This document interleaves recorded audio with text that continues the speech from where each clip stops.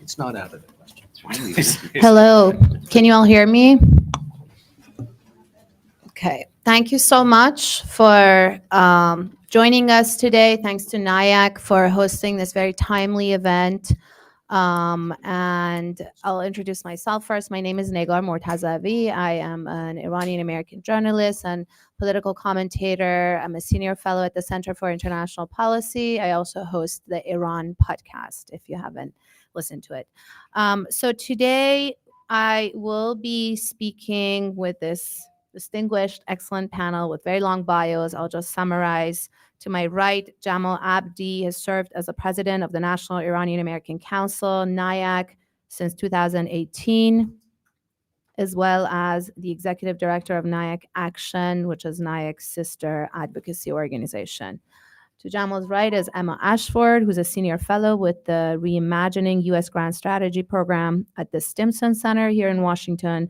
Emma works on a variety of issues related to the future of U.S. foreign policy, international security, and the politics of global energy markets.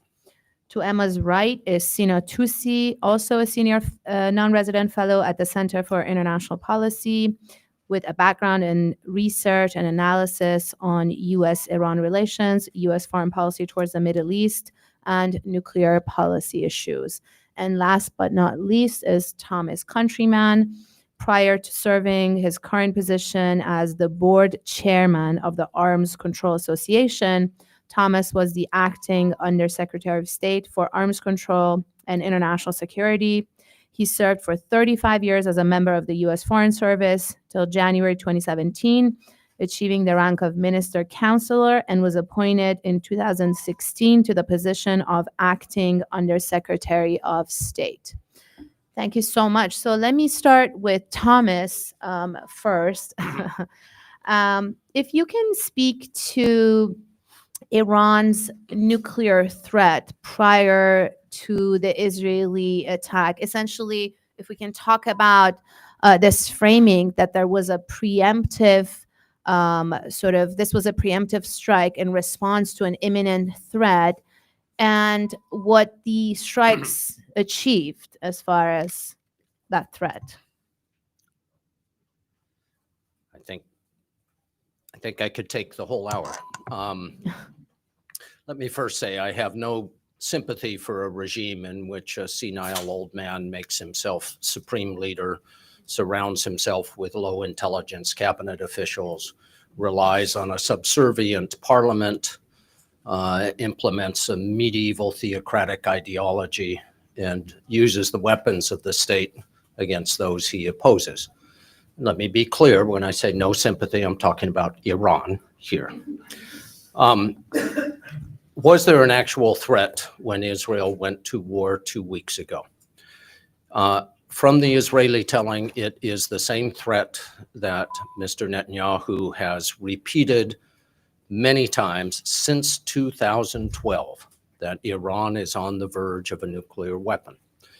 The fact is that 2 weeks ago, Iran had a more fissile material than it had at any time in its history, thanks to the United States violation of the JCPOA agreement, but had not made a decision to weaponize that, nor could it do so rapidly. That was the conclusion not only of the U.S. intelligence community, not only of outside experts, but of the Israeli intelligence as well. There was no imminent threat to Israel of an Iranian nuclear weapon. It had the same imminence that it had 13 years ago. It is hard to avoid the conclusion that the Israeli timing was chosen to disrupt an agreement between the United States and Iran, to disrupt those negotiations, as no one has suggested that there is a U.S.-Iranian agreement that would be acceptable to the Israeli government. It's also hard to avoid the conclusion that President Trump's intervention with military force was chosen to avoid having any debate or consultation with the Congress. a pattern that extends also to nearly all of his domestic initiatives as well. The result of the strike. The United States strike was, to no one's surprise, perfectly executed by highly trained pilots with high-tech airplanes and weapons. And it should not be a surprise that they hit their targets precisely. They did their job, and no one impugns their professionalism. However, there is a difference between hitting a target and achieving a goal. And the Trump administration has deliberately blurred this line from the beginning. The word obliterate is not a word that any professional military or intelligence official would use in describing the results of a military strike. There is no question, as has been confirmed by multiple sources, that Iran's facilities have been severely damaged, that the centrifuges at Fordow almost certainly are no longer operational, and that there has been a significant loss, not just of material, but of human expertise as a result of the Israeli and American strikes. That's incontrovertible. Whether this has set back Iran's program by months or years or decades is something that we can speculate on, but we cannot be certain of until two things happen. One, a more accurate and complete battle damage assessment by the United States and presumably by Israel as well. And two, the return of International Atomic Energy Agency inspectors to Iran, which is a topic I hope we'll talk about a little more. I can give you only my own sense. If you want to talk about how far back the program is set, you need to distinguish between two things. One is where the program actually was a month ago, and two, what you assume about the goal of the program. To return to where Iran was a month ago, with that quantity of centrifuges, that quantity of enriched uranium, will certainly take many months, if not years. And in that sense, the program has been delayed by, I don't have a hesitation to say, years. If you assume, as Prime Minister Netanyahu and some in the administration here seem to, that Iran had already decided to build a nuclear weapon, then it has been set back by a much smaller time frame. With 60% enriched uranium, you have done most of the work in achieving weapons grade 90% uranium.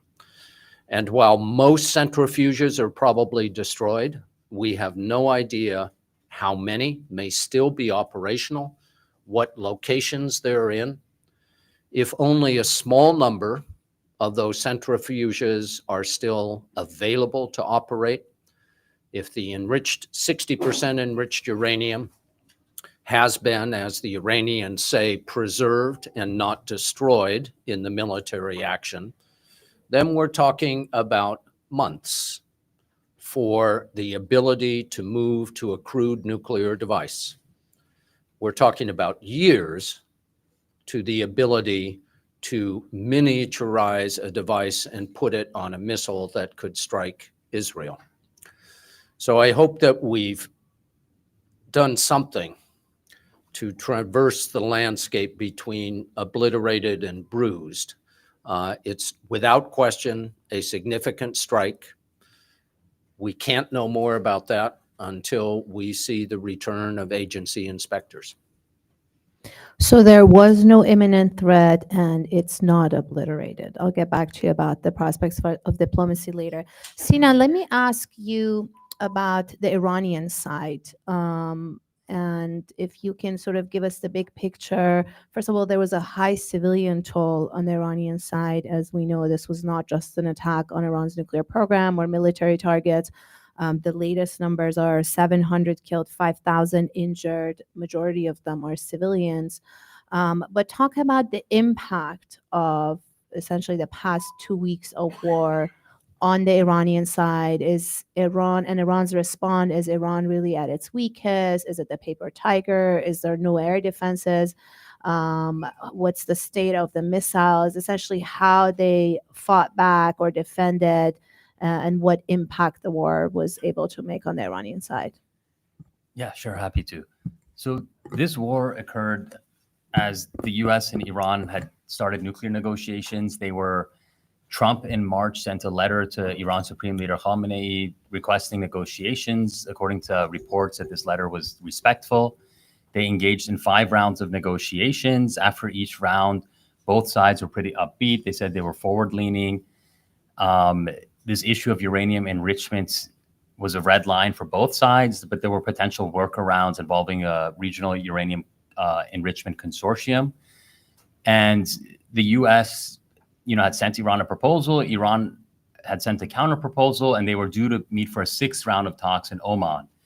And many of us who've been following this closely were optimistic that they could at least get to some kind of preliminary principles-based framework deal outlining what a final deal would look like, and then getting into the nitty-gritty and de-escalating tensions. And then that week, it seems like Israeli Prime Minister Netanyahu told Trump that he was going to strike, gave him this narrative that you gave him 60 days, it's day 61, this is going to make you look tough. We have this plan in place that's going to take out their military leadership. It's going to be devastating to the Iranians. And I think they sold it to him as a plan that will help him get a better deal. And, that Friday morning in Iran, when the Israeli attack was, a surprise attack and a very devastating blow, it took out Iran's top military leadership, took out a number of scientists. And as Negar said, these targeted, many residential areas, many innocent civilians were killed, including from that very first day, children, babies, that's something we can't lose sight of. And after that, though, Trump that morning was very upbeat. He said it was excellent. He said this was good. I think, he saw these results and he was pretty optimistic. And then we saw, Iran, it seemed like they were in a state of paralysis, and, their missile systems, air defenses may have been compromised for a couple hours there on that Friday. But then by that Friday afternoon, they launched their first missile barrage against Israel. And these were missile barrages that they kept up throughout this 12-day war. They decreased in the number of missiles that were fired, but I've seen compelling evidence that the hit rates actually went up and they hit a lot of targets. And I've heard from sources, including in Washington, including in journalists like Wall Street Journal, that Iran did hit military and intelligence sites in Israel, that Israel does have severe military censorship on covering the damage. Regardless, I think, when it comes to determining the outcome of this war, Israel and Netanyahu had clear strategic objectives. Netanyahu explicitly said that we're going to continue this war until we destroy Iran's missile program, nuclear program. And there was a clear goal of regime change, that Israel, a lot of this attack was basically Israeli kind of infiltrators and agents on the ground in Iran that they had built up over many years.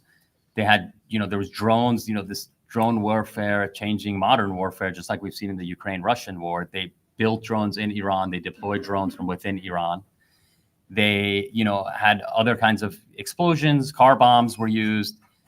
And then eventually, there was airstrikes, there was Hermes drones. I mean, on the question of Iranian air defenses, yes, Israel gained a degree of air superiority. With that said, there's many reports, including footage of downed Hermes drones.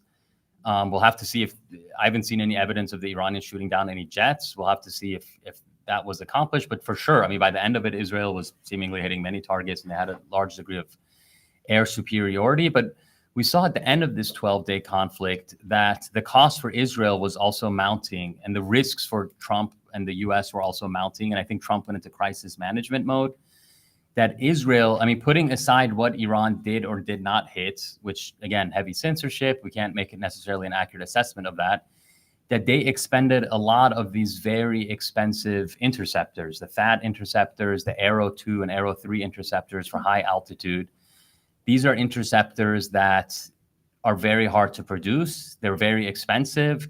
They rely on rare earth minerals from China, which that supply has been decreased. And, the U.S. needs them for other theaters as well, in the Pacific, in Ukraine, Baltics, for itself, just to maintain the balance of power in various parts of the world. So, and, Iran, it seems like, got 500 missile strikes in Israel, 500 missiles that got to Israel, I should say, and of which, some hundreds were intercepted. But to intercept those, many interceptors were used. And, there's been interesting analysis, for example, from Jeffrey Lewis's institution, the Middlebury Institution, that, at least their bare minimum estimate is that $500 million worth of THAAD interceptors, for example, were expended. And, the upper range is in the billions of dollars, and that's putting aside the Israeli interceptors. So I think, this kind of war between the interception and the Iranian missiles and the trade, the costs that each side incurred, that created, I think, an unsustainability factor for the U.S. and Israel that contributed, among other factors, for this war ending in 12 days. And regarding, Iran's missile capability, it seems like the Israelis did take out a lot of launchers, but Iranians certainly had capacity right up until the last day. They have thousands of ballistic missiles, according to U.S. intelligence agencies and assessments, that are underground. They have a large manufacturing sector that could probably pump out more launchers. They're deepening, the Iranian defense minister, for example, was just in China for the pre-planned meeting of the BRICS defense ministers, but I've seen reports in the Iranian press that they're buying goods. They saw how in the Pakistan-India war that Pakistan's Chinese supplied military seemed to outperform India's US, Israeli, and French supplied army. And so they're looking to buy more armaments from China. And also these interceptors being drained is also a great benefit to China, like in the South China Sea, in the Taiwan Strait, that, if America has less THAAD interceptors, less production capacity, that's great news for China. So if it could give more to Iran to kind of keep draining that supply, that's a big strategic win for China. And I think, also for Trump, it seems like there is a recognition that a big war with Iran that could actually get regime change. And, regime change was a clear goal of Netanyahu. He also bombed prisons. He bombed Evin prison, killed a lot of just innocent people, very tragic stories of social workers there, people just waiting for their families who were killed. He bombed police stations. He bombed national media, national radio, basically try to instigate a regime change situation. And they also had as their main Iranian opposition ally, Reza Pahlavi, the son of the former Shah of Iran, who had deepened ties with Israel very overtly in the past several years. And so they had this scenario to there's this idea among many in the Iran policy debate in Washington that the Iranian regime is very fragile. All it needs is one little push, and it's done. This was a big push. And not only did it not collapse, not only were there no protests in the streets, but there was a big rally around, I would argue, the nation effect, not the Islamic Republic, but in Iran, if you see from Iranian social media, if you see from what prominent artists, athletes, celebrities, poets, academics, the overarching from secular to religious to girls without the hijab, girls with the hijab, this big rally in defense of the country against foreign aggression that we saw, within Iran. This can't credibly, in those internal debates that they have, they can't there's no credible argument that the Iran Islamic Republic was responsible for this. They were in negotiations with the US. They had elected Pezeshkian on this platform of pursuing diplomacy. So I think, there's important lessons to be learned. One is that, regime change is not easy. It's going to require boots on the ground. Verifying the damage done to the nuclear facilities requires boots on the ground. Iran, as Ambassador Countryman said, has, we don't know where the stockpile of 60% enriched uranium is, hundreds of kilograms, enough to build 10 to 15 nuclear bombs.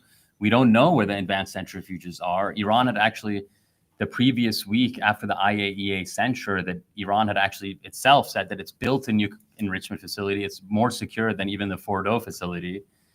And all that needs to be done is installing new centrifuges there. So I don't know if that's true or, if that was targeted in the Israeli attack, but, there are these, claims that Iran has other facilities. And it seems, and we have this US and preliminary intelligence assessment And we have the European intelligence assessment that the Financial Times reported on yesterday that was basically saying that all the enriched uranium pretty much is intact and it's been dispersed.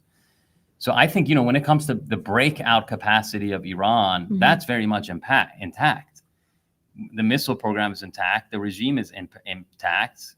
Netanyahu hoped to get the U.S. dragged into a big war. He only got U.S. intervention for 2 days before Trump ended it and then basically cussed out Netanyahu, telling them to return the jets. He was the first president, I think, to say the F word on national television in response to, that. And so, I mean, for me, it's hard to see that this is, a strategic victory for Israel. Certainly not a victory for Iran or any side, but in terms of meeting their big objectives, yeah, they destroyed these facilities. They caused major damage to the facilities. But the main thing is the enriched uranium stockpile, the advanced centrifuges. Now Iran is in this period of nuclear ambiguity where the parliament passed a bill yesterday kicking out the IAEA. And so I think much like Israel, they're going to have an ambiguous nuclear program, which is, I think, fine for them. If America says it's obliterated, the Iranians are like, okay, it's obliterated. And now Trump is seeking a new deal, and it's unclear what the terms are going to be. He's already said he's allowing China to buy Iranian oil. He's already, in the NATO summit, he attached making great progress on ending the Gaza war to the ceasefire with Iran and Israel. It's unclear what the terms of that ceasefire are, really. It seems like there's other elements to it. So we'll see. Yeah, I don't think this is the big kind of strategic victory that, Netanyahu needed a political victory, and they're spinning it as such, including with their politicized intelligence agencies. But I think the reality betrays something different. Okay, thank you, Sina. I'll get back to you later, but let me move to Emma now and talk about what just happened. I mean, what to make of Donald Trump's thinking, his moves, running as a president of peace. He was going to bring peace to Russia and Ukraine, to Gaza, the Middle East.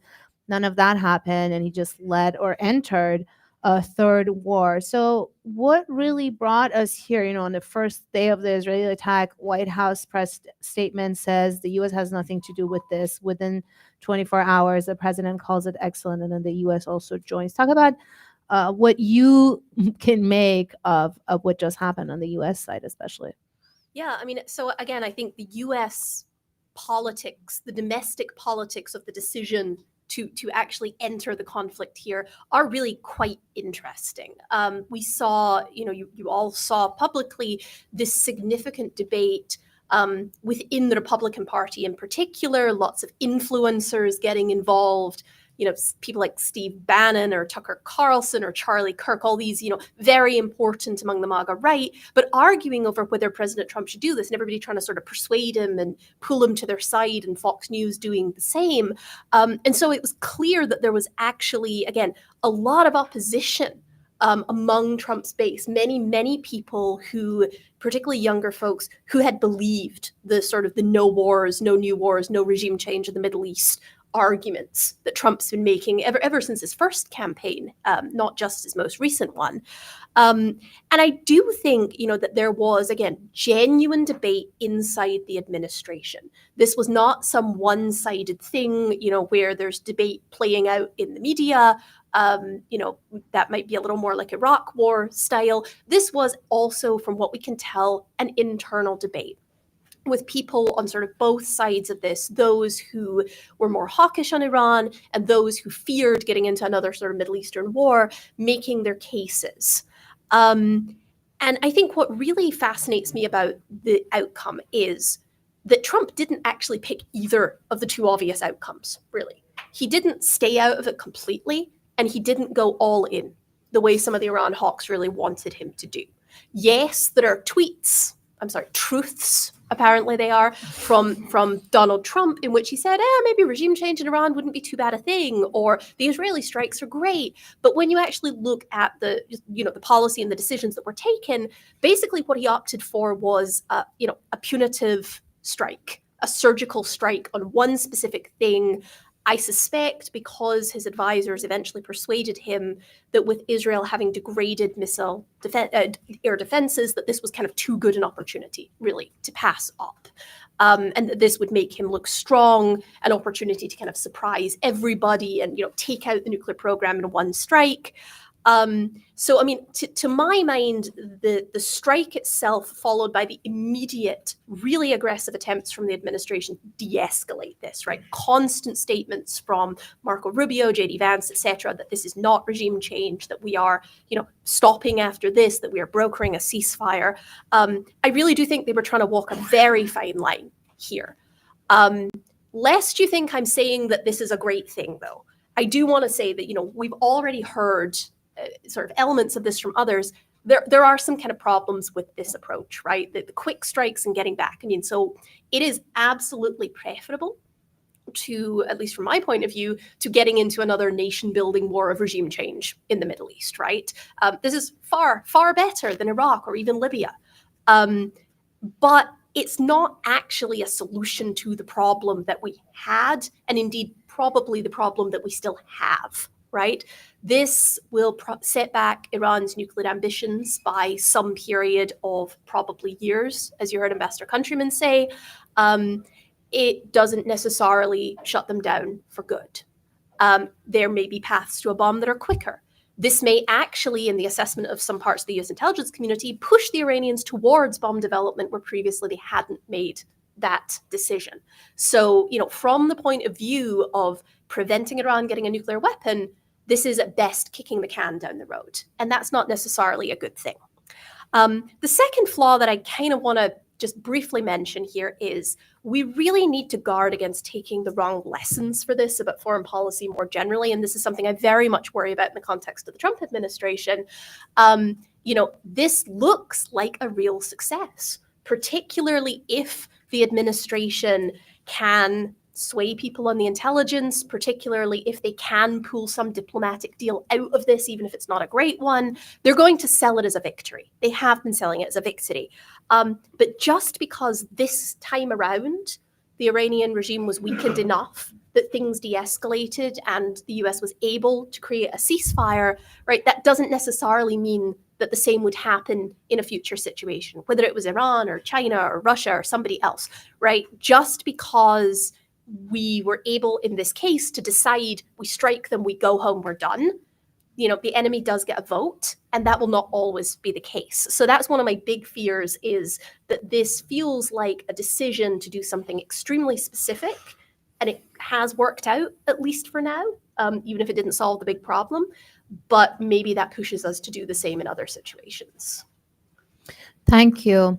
Jamal, I want to ask you about the views of, Sina talked about how there was a rally around the country or the homeland, which is something I also observed in Iranian walks of life.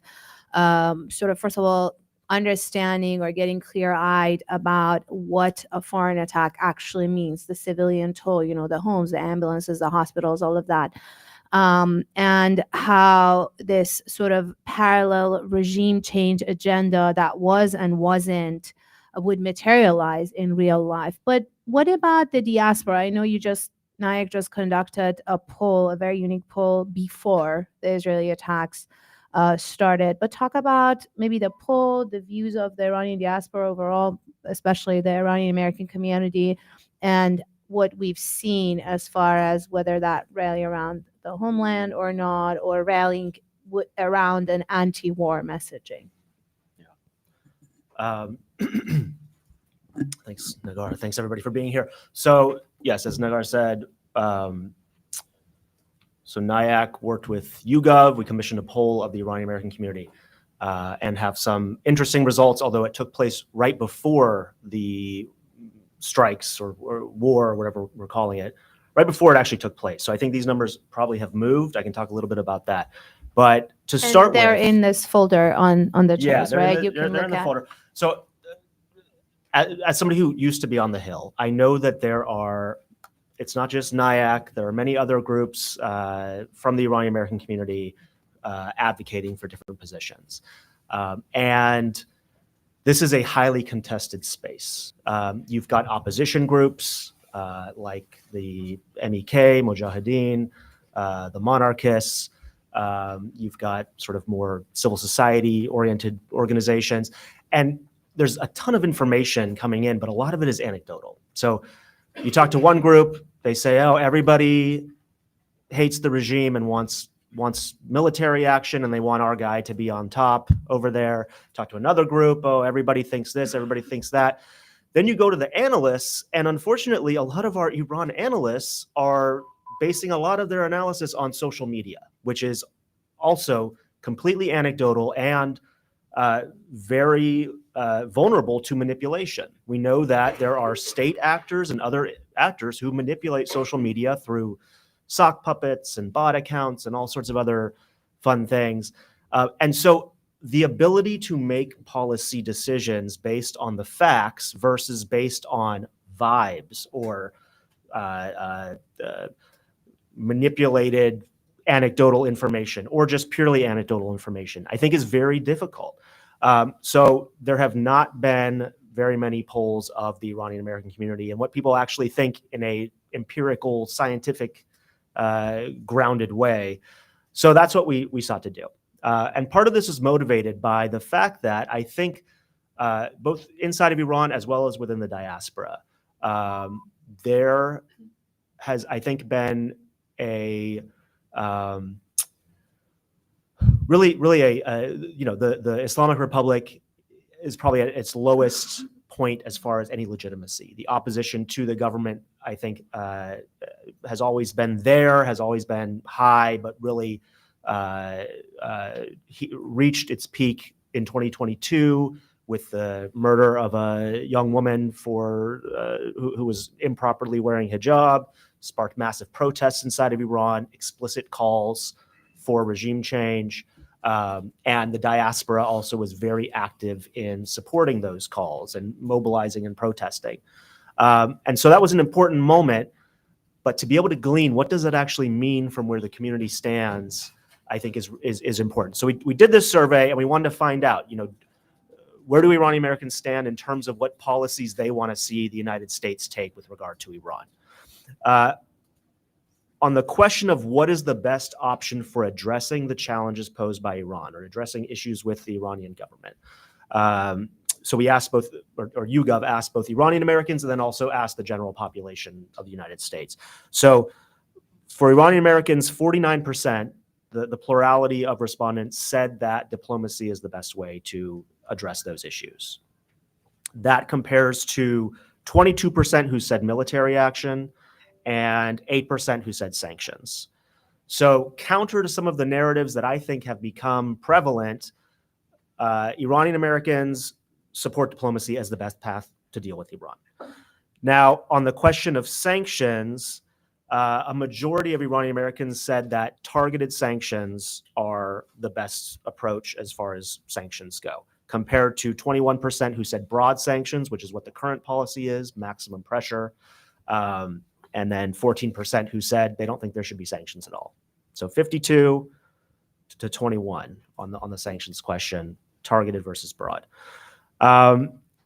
A few other interesting points are, so Iranian Americans and the general population both said that they support a diplomatic agreement with Iran. They support a new nuclear deal with Iran. It was 62% among Iranian Americans, 60% among the general population. The difference, so the two sort of populations are on the same page as far as supporting a new deal. The general population said they support a deal to prevent Iran from getting a nuclear weapon as their number one reason for supporting it. On the Iranian American side, the number one reason was because they felt that it could improve the lives of Iranians inside of Iran. So the last thing I'll say is that we asked the question of supporting war with Iran or supporting military action. We didn't actually say war. We said military action.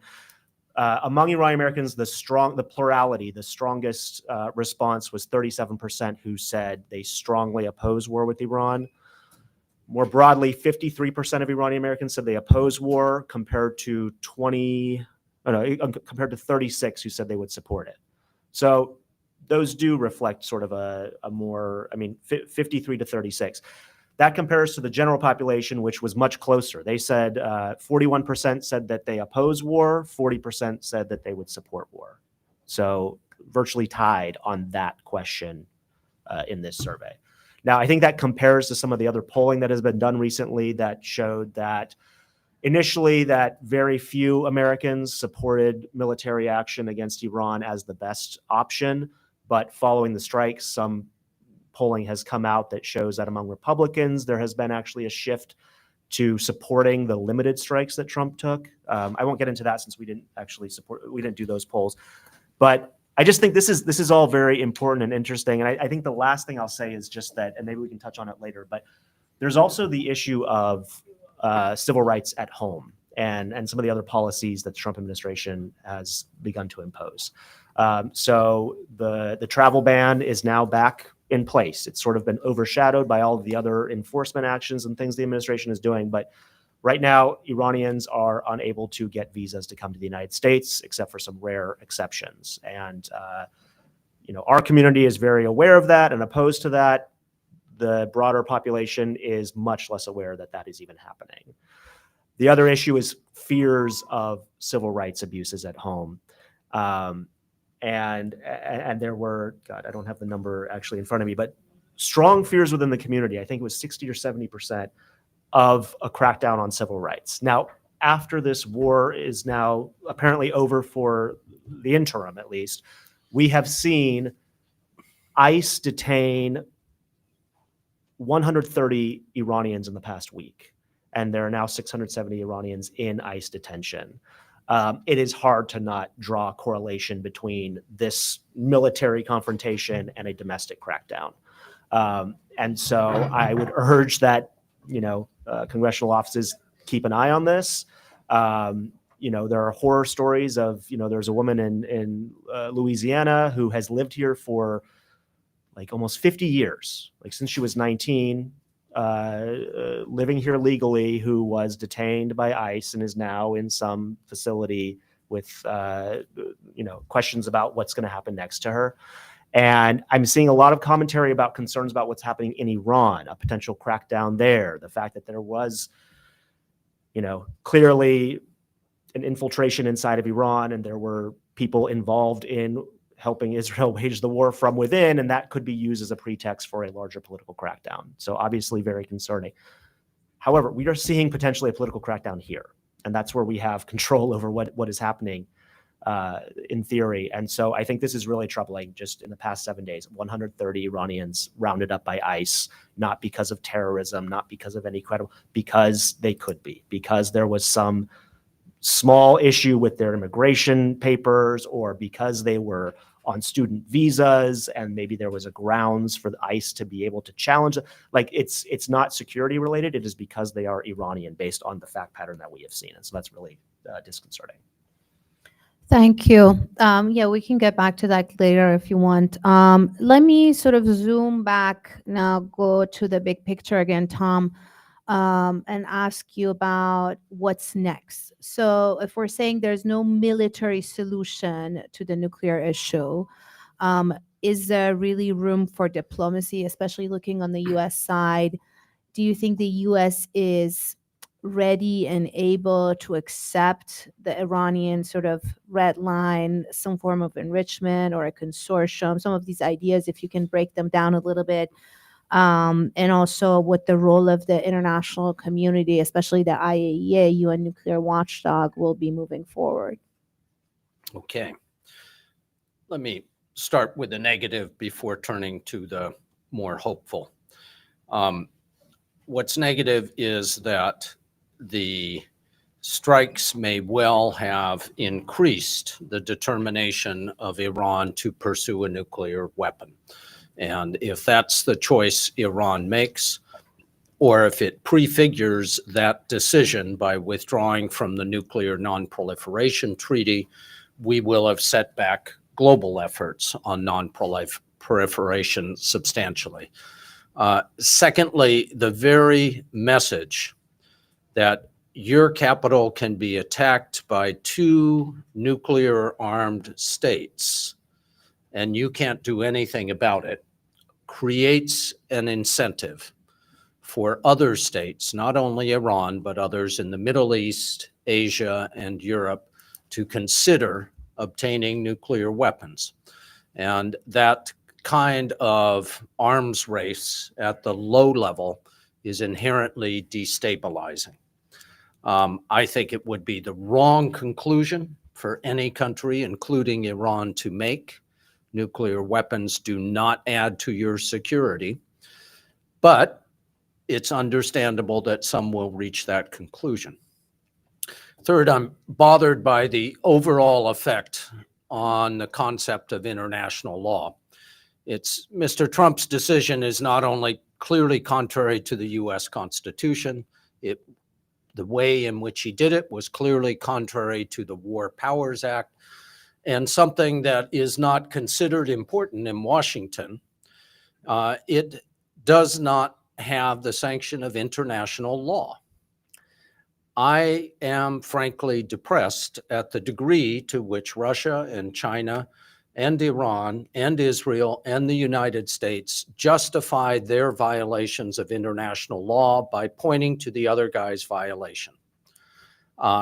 International law, I know, does not mean much to a lot of people in the administration, to a lot of people in Congress, but to the extent it is weakened, it is detrimental to peace in the world and to the United States national interest. And finally, how do you get started again when there is a perception on both sides that the other side was not serious about negotiation? That is a common view here, that the Iranians were just stringing this along until they could make more progress. The common view in Iran and elsewhere is that the United States was just stringing along negotiations in order to prepare for a military attack. Now, I think both of them are wrong. I think that both sides were seriously interested in negotiations, but overcoming that mutual perception of insincerity is going to be very tough. Now, what is positive? You can argue, and I think this is what Prime Minister Netanyahu argued to President Trump, that the changed circumstances after military attack would give the United States more negotiating leverage in a deal with Iran. And I think that's true in any theory of negotiation. Whether it makes Iran more willing to negotiate is a separate question. And as I said, I think Iran will be less willing. But if they return, yes, the US will have additional leverage at this point. The necessary preconditions to get the US and Iran to talk again are first a continuation of the ceasefire between Israel and Iran. And one of the few positive things President Trump has done here is to insist to the Israelis to restrain them from continuing a campaign that they apparently wished to continue. Second, as I said, you have to have IAEA inspectors back in Iran.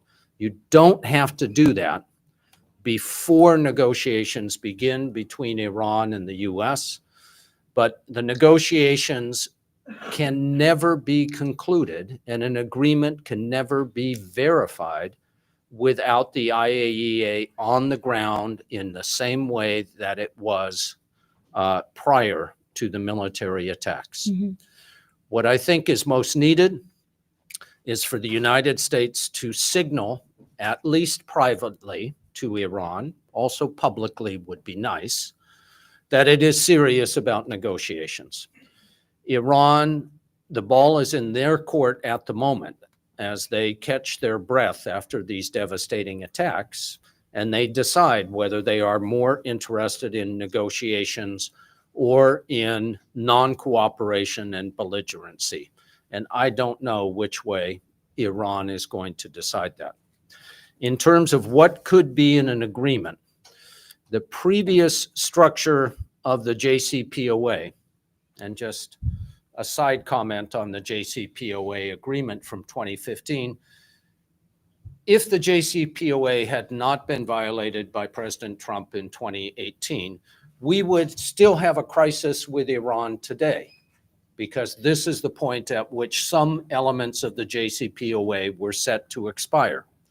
But it would be a crisis in which Iran possessed 1/10 as many centrifuges and a few hundred kilograms of 3% enriched uranium rather than 800 kilograms of 60% enriched uranium. So the crisis that we face today and the risk that Iran poses today is a direct result of leaving an agreement that had been working and was respected by Iran.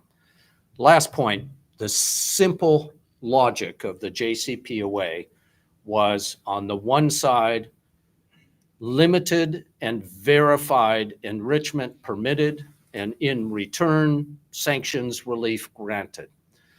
I fear it will be difficult to go back to that fairly simple trade-off between those two factors, and that there may be a need for both sides to think a lot more creatively, particularly if the U.S. is going to insist on zero enrichment. The U.S. has to think about what it is offering beyond sanctions relief. If there is no creative thinking and a readiness to expand the equation to include more variables, then it's hard to be optimistic that even a resumed negotiation will lead to a permanent agreement. Thank you. I have a round of follow-up questions for everyone, but I was also asked to open it up to the audience. Maybe you have the same questions. Any questions in the room or online? Yes. It's a microphone for you. Microphone coming. Thank you. The question is for Ambassador Countryman. Based on all of these analyses that you just mentioned, and we all have heard about TACO, I guess we are all familiar with that concept, how Iranian regime should trust any gesture from the current administration that they really mean something, and even if they mean it today, they wouldn't mean it tomorrow. So the short answer is you don't need to trust somebody to have a discussion. You do have to build a minimum level of trust to reach an agreement. And then if you still don't trust each other, the agreement has to have pretty tight verification capabilities. The US and Iran have never trusted each other, but they reached an agreement in 2015 because they did not let distrust block communication, and because they built an agreement that had verification built in. Questions? Yes, in the back. Thank you. So how can we strengthen the role of international law, especially when it seems to be respected less and less and really depends on states to enforce it? I could talk a long time on that, but let me just mention one thing that needs to be done. One is for all parties to respect the expertise, the independence, the objectivity of the International Atomic Energy Agency. The IAEA is a favorite target of hawks in 3 capitals that I can name because its objective analysis doesn't always support their political conclusions. There is no sound basis for preventing proliferation in Iran and around the world if the objectivity of this professional organization is not respected by all parties. I can also just give a quick few thoughts on that. I think, the system that America created after World War II, this rules-based international system and all these multilateral institutions that the U.S. supported, created this promise that we could move beyond this destructive zero-sum views of states competing with each other and great power competition and things that destroyed so many lives in the 20th and 19th and preceding centuries. But I think, we are entering a world where I think we have 2 choices. One is we're returning to those destructive eras, or we're going to try to have this idea of international law. But so far, I would argue that it's the U.S. and its allies that have themselves been the leading force, one of the leading forces destroying this idea. I mean, we see in Palestine and Gaza, the genocidal violence has been unleashed on the Palestinians there. I mean, this report from Haaretz yesterday, it's incredibly terrifying. I mean, just mowing down starving civilians, with the complete support of America. And so I think it's really ultimately, this boils down to the population of our countries, to create a political cost, to hold our leaders accountable, to vote for the right people in office, and for our members to kind of emphasize that this is important, or else I think we all lose as a species. Like this stuff in the short term, it might be like, oh, Israel's destroying the Palestinians, whatever. But in the long term, the balance of power is changing. China, Russia, I mean, the world is changing. It's not going to remain static. So everyone will lose. So I think that we need to hold our leaders accountable and push for the kind of politics we want to see. I'll just add a couple of things. I think, rule of law starts at home. And there are a couple of egregious examples of that being broken down just in the past couple of weeks with the military engagement with Iran. So one is, we have a DNI, we have an intelligence community. They provide their assessment, and that assessment has been completely disregarded. The assessment of the United States intelligence community is that Iran has not made a decision to break out and build a nuclear weapon. They were, had a breakout capability of a couple of weeks, and that has all been just tossed by the wayside. In 2003, at least the Bush administration attempted to cook the books and try to get the intelligence community to say the right thing. And this time around, Trump just said, no, I don't believe that. And a lot of the talking heads then just followed in his footsteps and said, yeah, we don't believe that, completely clouding any ability to, use those intelligence assessments to make informed policy. The other is the decision for the U.S. to support Israel's military action, and then for the U.S. to engage in direct strikes. This is something that Congress is now hopefully going to address. There are war powers resolutions. There's one in the Senate that will receive a vote likely later today. There are a couple of them in the House that may ripen and get votes in the near future. And I mean, I know there are some who are saying Trump needs to be impeached for waging this military action without getting congressional authorization. Problem is, every president before him has done very similar things, and nobody has checked them. So I think it's vital that Congress actually act as a equal branch with checks on the executive, and that does start with actually holding the president accountable if he is in violation of the War Powers Act, and making sure that if there's going to be we have this ceasefire, but I think it's extremely volatile. I mean, there are already reports of violations, and that the Israelis are saying that they are not bound by the terms of the ceasefire. There is going to be, depending on how it plays out, the assessments of how much damage was done to Iran's nuclear program, there is going to be another push for military action on Iran within this president's term. So it's just vital that Congress play its role in making sure that if there's a war with Iran, it has to be debated in Congress. The American people, our representatives, have to have a say in this. And so asserting that authority right now, I think, is very critical. Can I add one thing that may be a little unpopular in the panel? So I'm a skeptic of international law, right? Or the idea that it's really something you can separate from power.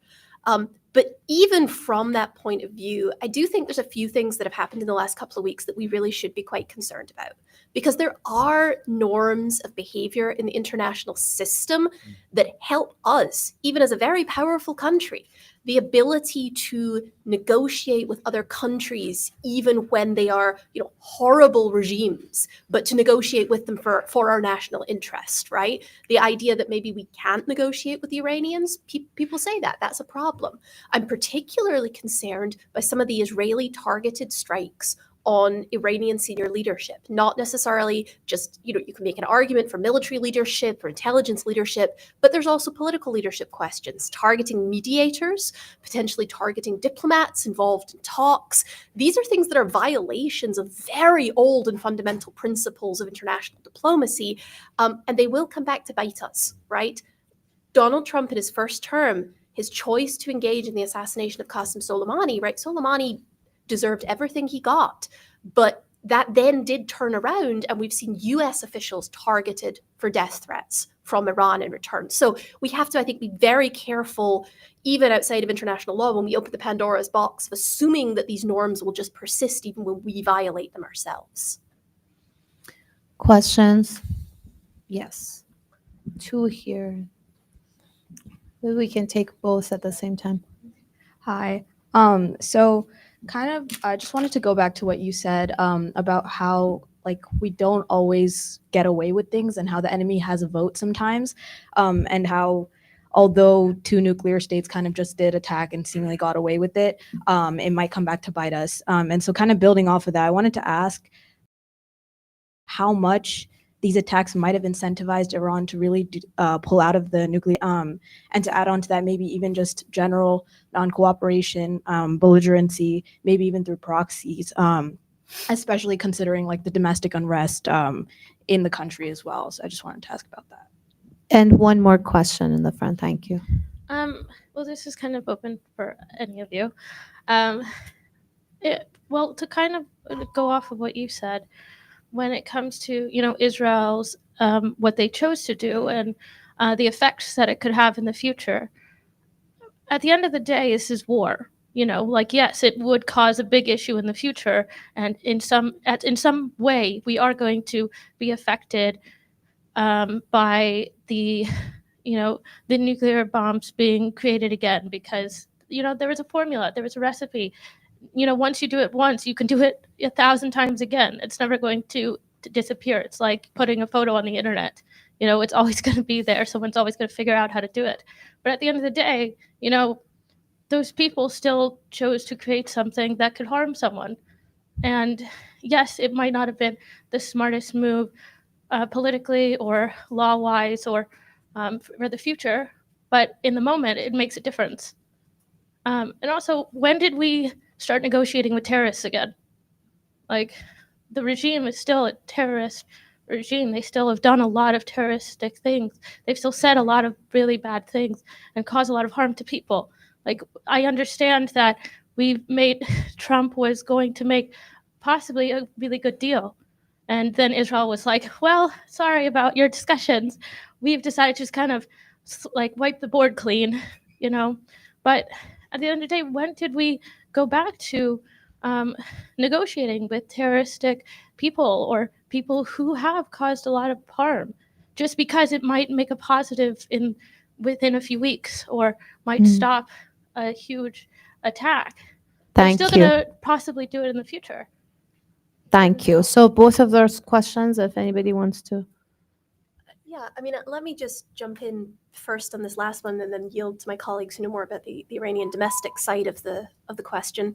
I mean, I think you can make a very good argument that the entire course of non-proliferation, nuclear non-proliferation, negotiations that are confidence-building measures between states that goes back all the way into the Cold War, that these are fundamentally negotiating with unpleasant regimes, right? We have Reagan negotiating with the Soviet Union because the context is the alternative is nuclear war. And so that is the context in which I say you should never be afraid to speak to any state if it is in your interest to see if there is a diplomatic way that you can avoid that conflict. And I do think, I mean, again, I understand where you're coming from, but I would sort of push back on the notion that, the Israeli choice to go in to Iran was because leaders had taken a dangerous decision to make something that could really hurt people. As we talked about at the start, right? The nuclear program has the potential to be weaponized. That decision had not been taken. There was still plenty of time for diplomacy. And so I really don't think that sort of the preemptive idea of we have to hit them now because otherwise things could be really bad does not appear to me in this case at least to be met. Others? Yeah, I can quickly. Yeah, I think, we should also compare the value of a diplomatic solution and a military solution. So diplomatic solution, like Ambassador Countryman said, the JCPOA had much more durable and lasting kind of achievements than this military solution, where we don't, again, I even saw, according to Israeli sources, that like ABC News cited Israeli sources as saying that the damage was not very good at all. So this is like, again, where is this enriched uranium? Where are the advanced centrifuges? Are they dispersed around the country? Is the breakout capability largely intact?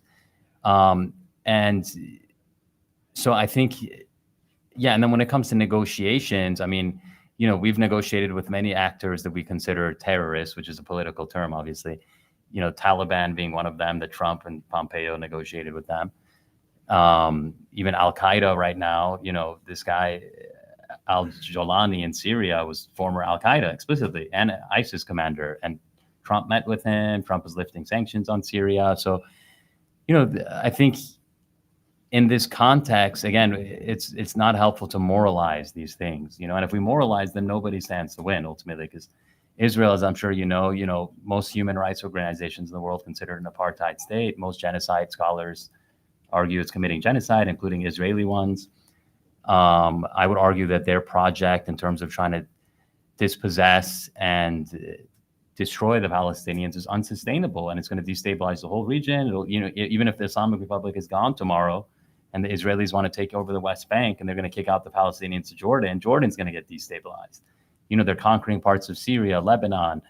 So it's not that black and white. And I think when it comes to American interests, they're very different than Israeli interests. And there's signs that Trump, and including a lot of people on the right wing, increasingly acknowledge that. Steve Bannon, Tucker Carlson, Candace Owens, that on the Democratic side, we had this big debate over Israel 10 years ago after Netanyahu tried to sabotage Obama. Now on the right, they're having this debate. So Israel is so dependent on American support. And I think Netanyahu, because of his own political interests, is jeopardizing that, which is the real existential threat to Israel.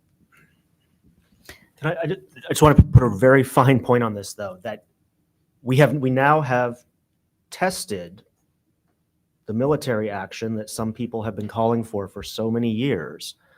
We now have an example of diplomacy and military action.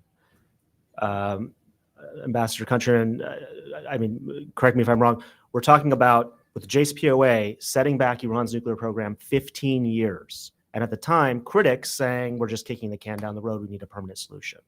But 15 years compared to, we dropped the biggest bombs on Fordo and other sites, and it bought us maybe a couple of months, maybe a couple of years. At most, I think 5 years is what the assessments are. So 15 years versus 5 years. There is now 60% HEU, high enriched uranium, a few clicks away from bombs grade, that we don't know where it is. It's on the back of some guy's truck somewhere, or it's in some other facility. We have no idea. Under the JCPOA, we had eyes and ears over the entirety, every element of Iran's nuclear program. So do you want 15 years and total oversight of the program, or do you want a couple of months to maybe 5 years and we have no idea what's going on inside of Iran? If we're talking about national interest, if we're talking about the goal of ensuring Iran doesn't build a nuclear weapon, we now have the facts. We now have tested both propositions, and I would say diplomacy worked a hell of a lot better than dropping these bombs. Questions? Over here. Sorry, over here in the front, he has a question. Any online questions? So my question, as I was listening to this whole conversation, the idea of a perception surrounding this conflict stood out to me. I believe Countryman may have mentioned it earlier. Can this perception be resummarized so I can get an understanding of how it's related to this whole conflict between Iran and the U.S. or just in general? Not sure what you mean by perception here. Well, I remember you mentioned like a perception that people may have like about how Iran is approaching this whole situation or how America is approaching this situation. Maybe the general public's perception about how this whole thing is playing out and why we believe the things that we are seeing or hearing about this whole thing? Well, a couple of general points. I'm not the first person to note some of the eternal truths about war. One of them is the initial judgments about what happened are usually inflated by whoever took the action in every war. Pearl Harbor on December 7th, 1941 was a fantastic military achievement. It did not end well. The other eternal truth is wars are easy to start and difficult to stop. I won't call this a 12-day war, just as I wouldn't call the US invasion of Iraq a 12-day war. This is an extension of a war that Israel was already involved in to another section of the Middle East, and it's not over. There is clearly a political incentive for the US president to declare victory, as he has on so many other issues, and then tell all critics to just shut up. That has an effect on the perception of a substantial proportion of Americans who believe anything he says. What is generally lacking, not just among the American populace, but among American decision makers, is the fact that other countries have a vote. They get a move in this game, and they have very different perceptions of recent and ancient history than the US does. The point of talking to people, and it's what diplomats do when they're not actually negotiating something concrete, is to have those conversations so you understand where the other person is coming from. I don't think it's helpful for the purpose of either the Constitution or of democratic debate in the United States to insist that there is only one correct point of view of what just happened. That's a Russian or a Chinese approach. It's not an American approach. Thank you. We're one more question, and then I want to wrap it up. We're out of time almost. In the back. Oh, okay. Yeah. Hi. Thank you so much. And apologies, I missed the first part of the discussion. So if this was already discussed, feel free to just mention that.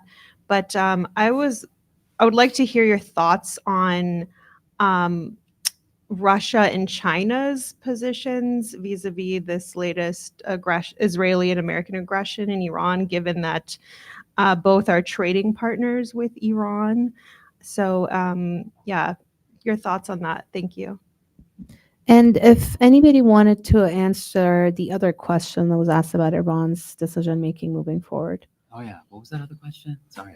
I was just wondering, like, what exactly is the likelihood of Iran really pulling out of the nuclear proliferation treaty, or just in anything, escalating anything, any violence? So maybe you can combine the two, Russia, Sure. China, and Yeah, Iran I moving mean, forward. with that, just quickly, they're going to kick out the IAEA. I think if Iran chooses to, escalate, it might just be like this nuclear ambiguity thing I touched on earlier.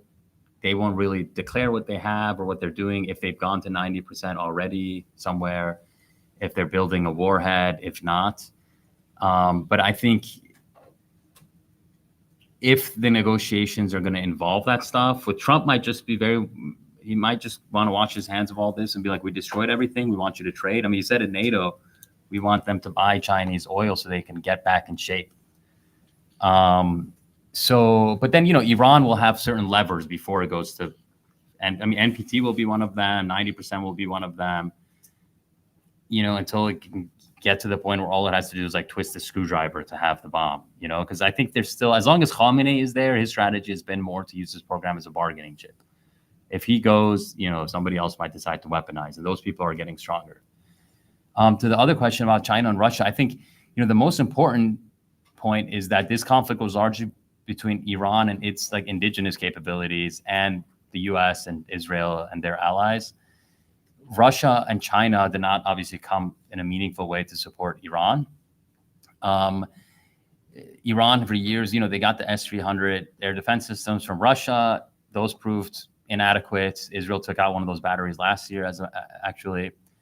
And, you know, I think interestingly, one thing that did happen with Russia was that Dmitry Medvedev, the former president, said something about giving Iran a nuke, like obviously BS, but then it seemed to bother Trump a lot because he tweeted about it. And he's like, you know, Medvedev used the N-word, nuclear, you know? And why did he do this? But anyways, with China, I think Iran is looking more to China. Again, this Pakistan-India war, from a lot of the analysis I'm seeing from Iranian military analysts, just other military analysts in general, that the allure of Chinese military equipment is much more. Pakistan, which would be a conduit for Chinese supply of Iran, was actually very much pro-Iran in this, rhetorically, in a very way that I found surprising. Like their defense minister was even attacking Reza Pahlavi. It was weird.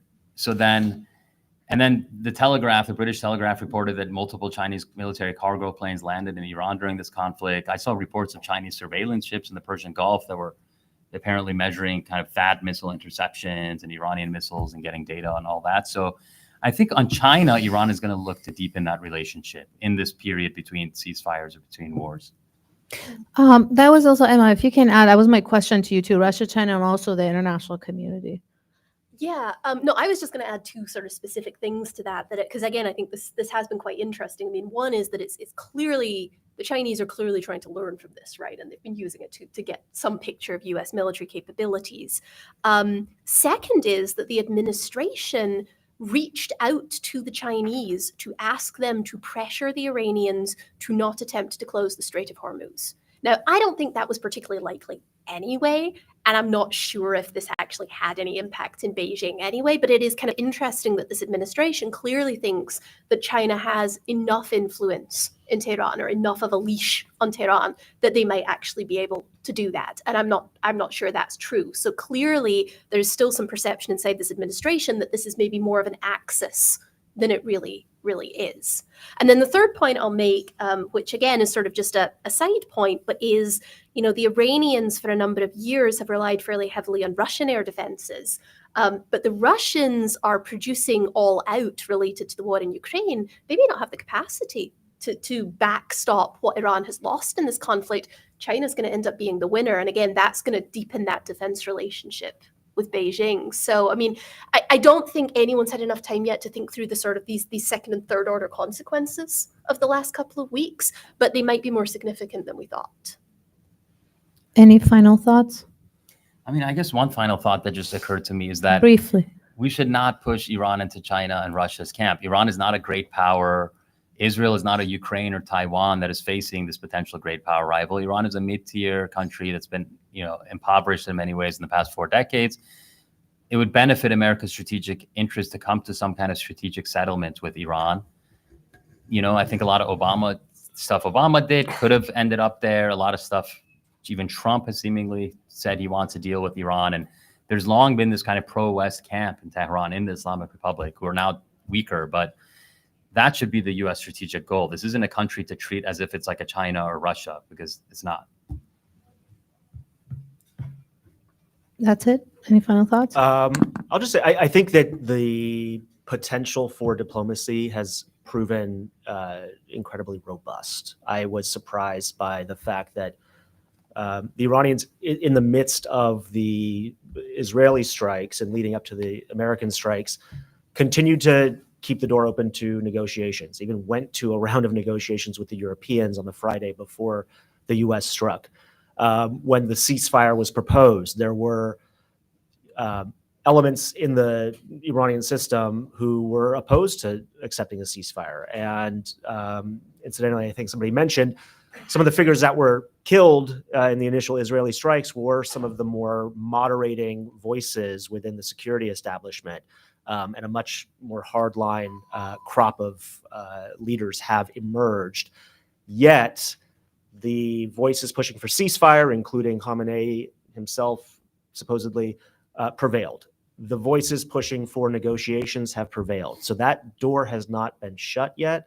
This has not spilled out into all-out total war. I don't know how long that is going to last, but I think that is an opportunity that needs to be seized. And so hopefully cooler heads here and cooler heads there will be able to prevail and ensure that there is actually a diplomatic process that is undertaken. Thank you. And I just want to remind everyone there's a copy of this latest poll that was discussed in your folders if you want to take that with you. And on that, thank you so much, Thomas Countryman, Sino Tusi, Emma Ashford, and Jamal Abdi.